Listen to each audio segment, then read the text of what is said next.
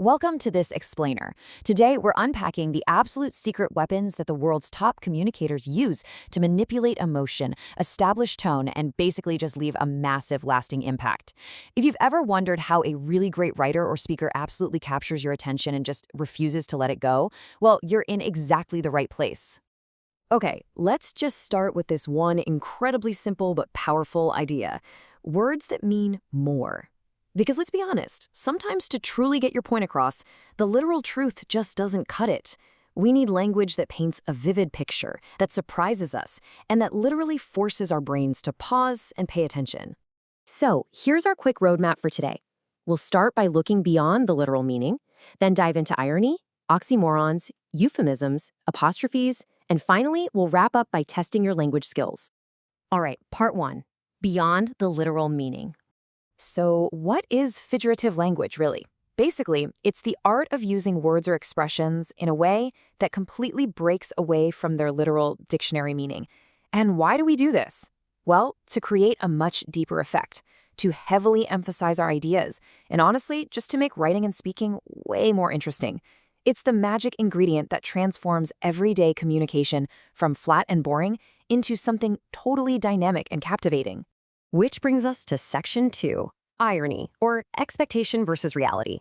Irony is essentially when language plays tricks on us. It's that sharp, sudden contrast between what you fully expect to happen and what actually happens.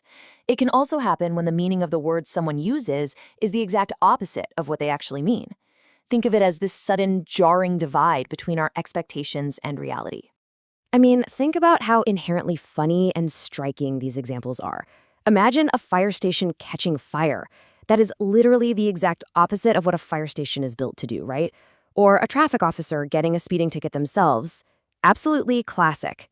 And of course, there's verbal irony, like stepping outside into a raging hurricane and deadpanning, "Wow, what lovely weather we're having." But why do writers and speakers actually use this? Well, irony is fantastic at creating humor right out of the absurd. It emphasizes a situation by shining a massive spotlight on how wrong it's gone compared to what we expected. But most importantly, it acts as this incredible mental hook, encouraging the audience to stop, think a little deeper, and actually figure out the true meaning behind that contrast. Moving right along to section 3, oxymorons, the perfect contradiction. An oxymoron is basically when you take two completely contradictory or just totally opposite words and you just smash them together right next to each other to create an entirely new, unique meaning. You're basically crashing them into each other just to see what kind of spark they make. And the crazy thing is, we use these combinations constantly without even realizing it. Deafening silence. I mean, silence literally has no sound, yet here we are describing it as overwhelmingly loud. Bittersweet blends two opposing tastes for a really complex emotion. We've got the living dead in horror movies.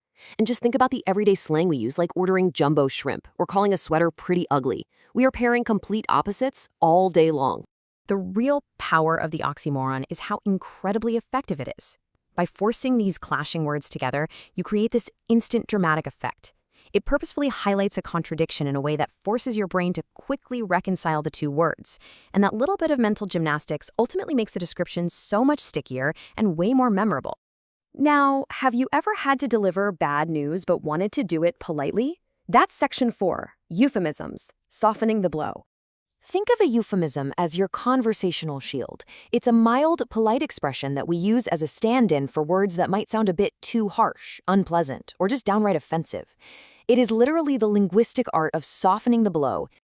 Just look at how often we swap out blunt terms for gentle phrases in our society. Instead of hitting someone with a harsh reality of saying they were fired, we soften it to "they were let go."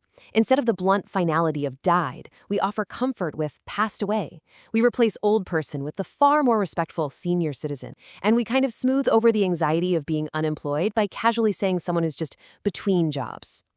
Ultimately, this tool is really all about social grace, right? Euphemisms allow us to show politeness and sensitivity when we're forced to navigate some pretty tricky or uncomfortable topics. They act as this crucial buffer, sparing both the speaker and the listener from a whole lot of unnecessary embarrassment or pain. All right, section 5, apostrophes, addressing the absent. Okay, first off, completely scratch what you know about the punctuation mark. The literary apostrophe is this fascinating figure of speech where a speaker directly addresses an absent person, a lifeless object, an abstract idea, or just something completely non-human. And the catch is, they talk to it as if it could actually listen and respond back. Take the famous phrase, "O death, where is thy sting?" The speaker is looking directly at the sheer concept of death and demanding an answer from it. Or think of the classic nursery rhyme, "Twinkle, twinkle, little star, how I wonder what you are."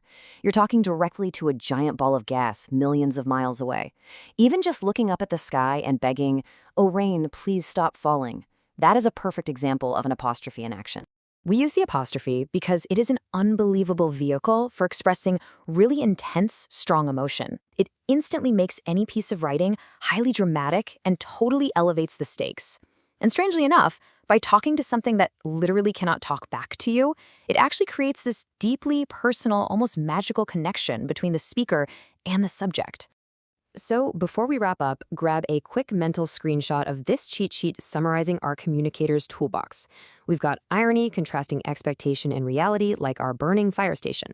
We have oxymorons combining those opposites like deafening silence. We've got euphemisms providing mild expressions for those harsh ideas like passed away. And finally, apostrophes addressing the absent like speaking directly to death. All right, section 6, time to test your language skills. Let's see how you do with this one. If you run into the sentence, "The old man passed away peacefully," which tool is being used to replace a harsh expression with a polite one? If you guessed that this is a euphemism, you are absolutely spot on. You caught that conversational shield right at work. We have unpacked a ton today, and now that you know the hidden mechanics behind irony, oxymorons, euphemisms, and apostrophes, you've got a completely new lens to view everyday communication through. But the real question I want to leave you with today is this: how are you going to use this figurative toolbox to transform your own writing and speech? Which of these secret weapons will you deploy to capture attention tomorrow? Keep an eye out for these patterns in the wild and just watch how much more powerful your words can become.